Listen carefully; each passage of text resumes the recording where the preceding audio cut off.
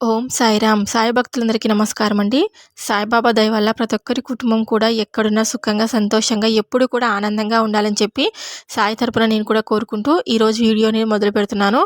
ఈరోజు వీడియోలో సాయి పిలుపు ద్వారా మనకొచ్చినటువంటి సందేశం ఏంటి, బాబాగారు మనతో ఏ విషయం అందించాలనుకుంటున్నారు అని మనం సాయి మాటల్లోనే తెలుసుకుందాం. తల్లి, నిన్ను వెతుక్కుంటూ వచ్చిన అదృష్టాన్ని వద్దు అనకుండా స్వీకరించు అని మనకు బాబాగారైతే ఒక చక్కటి సందేశాన్ని మన ముందుకైతే తీసుకొచ్చారు. ఇలా బాబాగారు ఎందుకు చెప్తున్నారు అని మనం సాయి మాటలను తెలుసుకుందాం. వీడియో స్టార్ట్ చేసే ముందు ఒక చిన్న రిక్వెస్ట్ అండి. ఈ సందేశం కనుక మీకు నచ్చినట్లయితే వీడియోకైతే ఒక చిన్న లైక్ అయితే ఇవ్వండి ఫ్రెండ్స్. తల్లి, నువ్వు ఎన్నో రోజులుగా ఎదురు చూస్తున్న నీ ఎదురు చూపులకు ఒక ముగింపు అయితే దొరికింది. ఖచ్చితంగా నీ కుటుంబానికి నా యొక్క ఆశీస్సులు ఎప్పుడూ ఉంటాయి. ఈ శుభవార్త నీకు చెప్పేందుకు నేను ఎన్నో సంవత్సరాల నుంచి ఎదురు చూస్తున్నాను. కానీ నీ యొక్క కర్మ ఫలములను బట్టి ఇంత సమయం అనేది పట్టింది.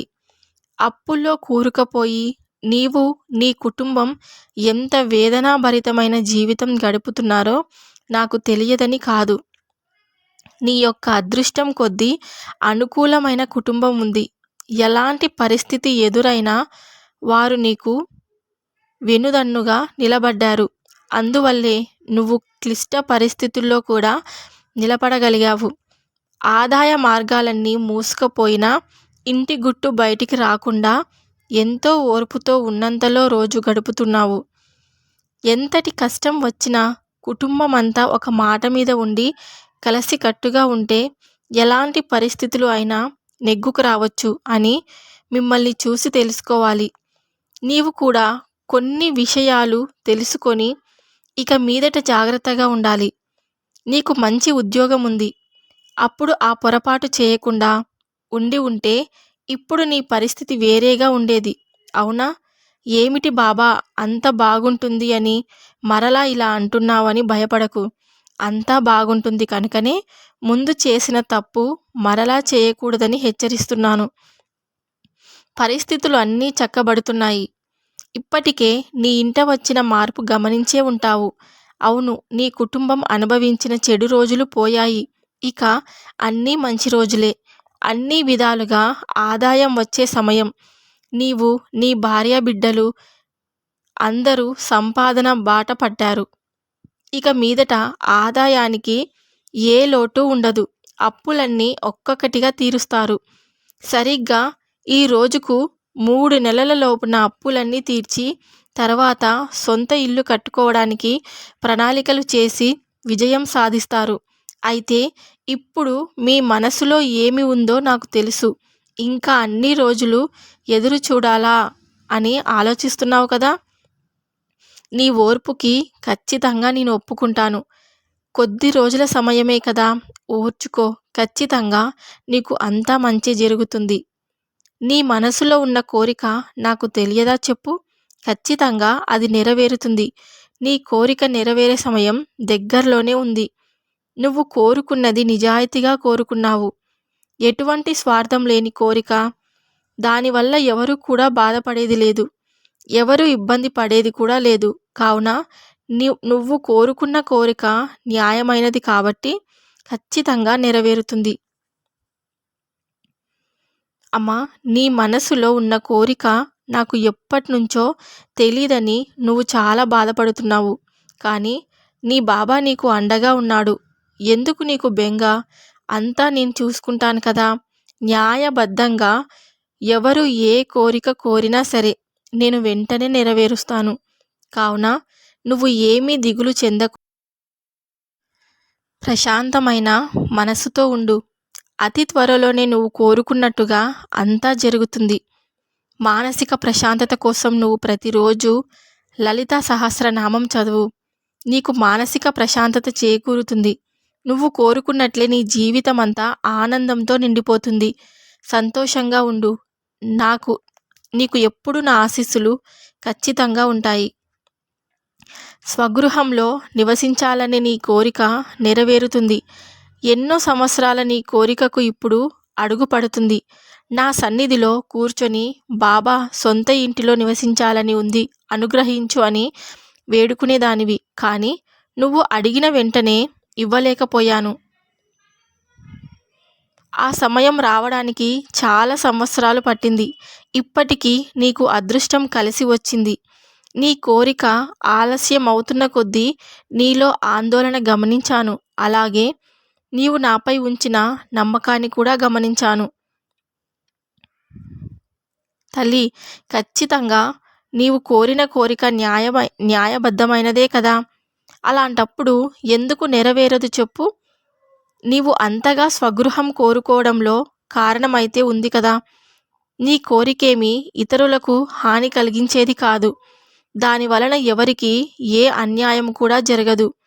నీవు నీ కోసమే కాక నీలా బాధపడుతున్న వారందరికీ మంచి చేయమని కూడా వేడుకుంటున్నావు కదా తల్లి. నీలో ఉన్న ఈ సుగుణం నాకు చాలా ఎంతో ఇష్టం, ఎంతో ప్రీతికరం కూడా. ఇలాగే ఎల్లప్పుడూ నలుగురి మంచి కోరుతూ సంతోషంగా ఉండాలని నా ఆశీస్సులు నీకు ఎప్పుడూ తెలుపుకుంటూ ఉంటాను. తల్లి, నీకు ఒక మంచి శుభవార్త అయితే నువ్వు ఎన్నో రోజులుగా ఎదురు చూస్తున్నావు కదా! ఎన్నో రోజులుగా ఎదురు చూస్తున్న ఉద్యోగం నీకు లభించబోతుంది. త్వరలోనే ఉద్యోగంలో వచ్చి చేరమని నీకు కబురు కూడా అందుతుంది. నువ్వు ఎన్నో రోజులుగా ఎదురు చూస్తున్నది ఇదే కదా! ఇక నుంచి నీకు అంతా మంచి జరుగుతుంది. నువ్వు కోరుకున్నట్లు ఉద్యోగం దక్కింది. ఇకపై నువ్వు కోరుకున్నట్లే అన్నీ జరుగుతాయి. ఉద్యోగం రావడంతో నీకు ఎన్నో ఇబ్బందులు తప్పినట్లు అయింది. నీ కుటుంబానికి ఇది ఎంతో ఆనందించదగ్గ విషయం కదా! ఇలాగే నువ్వు ఒక్కొక్క మెట్టు ఎక్కుతూ ఒక మంచి స్థాయికైతే చేరుతావు. ఈ ఉద్యోగం కోసం ఎంత కృషి అయితే చేశావో నీ భవిష్యత్తులో ఎదుగుదలకు ఇంకా కృషి చేస్తూ ఉండు. నీ కృషి ఫలితాలు నీకు అందుతూనే ఉంటాయి. నువ్వు అందరికీ ఆదర్శంగా నిలుస్తావు. నువ్వు పనిచేసే చోట నీకు అంతా అనుకూలంగానే ఉంటుంది. అందరితో మంచి పేరు తెచ్చుకుంటావు. అందరిలో ఎంతో ఉన్నతంగా సంతోషకరమైన జీవితం గడుపుతూ ఆనందంగా ఉండాలని నా ఆశీస్సులు నీకు ఎప్పుడూ ఉంటాయి అని బాబాగారైతే మనకు ప్రతి విషయం మనతో చెప్పడానికైతే ఒక మంచి సందేశాన్ని ప్రతిరోజు తీసుకువస్తుంటారనమాట. నీ యొక్క అదృష్టం కొద్దీ అనుకూలమైన కుటుంబం ఉంది అని మనకు బాబాగారైతే చెప్తున్నారు కదా! ఇలా మనకు మన కుటుంబం పరంగా అంటే మనము మన కుటుంబంతో సంతోషంగా ఉంటేనే కదా మనం ఏ పని అయినా సాధించగలము. అలా కాకుండా కుటుంబంలో ఉన్న వారందరూ ఒకరికి ఒకరు గొడవ పడుతూ ఉంటే మన సమస్యలు ఇంకా పెద్దవవుతాయి. అలా కాకుండా ప్రతి ఒక్కరూ ఒకరినొకరు అర్థం చేసుకొని జీవించామంటే మన సమస్యలు కూడా చాలా చిన్నవిగా కనిపిస్తాయి. నీ సమస్తమైన విషయంలోనూ నీకు తోడుగా ఉంటాను. ఎల్లవేళలా నిన్ను రక్షిస్తూనే ఉంటాను. నా ఆశీస్సులు నీకు లేవేమో అని ఎప్పుడూ అపోహపడకు తల్లి. నీవు ఒకసారి నీ వెనుకటి రోజులన్నీ ఒకసారి గుర్తు చేసుకో. అప్పుడు నీకు అర్థమవుతుంది. నీవు ఎంతటి కష్టాల ఊబిలో ఉన్నా ఇంత ధైర్యంగా ఉన్నావంటే నా రక్షణ లేకుండానే జరిగిందంటావా?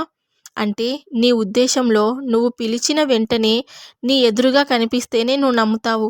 నువ్వు ఏది కోరుకున్నా తక్షణమే నీకు అందిస్తేనే నమ్ముతావు. అలా కాకపోతే నేనన్నది అబద్ధము అని అంటావు. అసలు నేనే లేదు, బాబా నాకు ఏం చేయడం లేదని అనుకుంటావు. లేకపోతే నేను మోసగాడిని అంటావు. ఇంకా చెప్పాలంటే నేను ఎవరైతే నాకు కానుకలు ఇస్తారో వారికే నేను సహాయపడతానని కూడా అనుకుంటావు. నువ్వు ఎన్ని అనినా నాకు నీ మీద కోపమే రాదు. పైగా నిన్ను చూస్తే చాలా జాలిగా, బాధగా కూడా ఉంటుంది.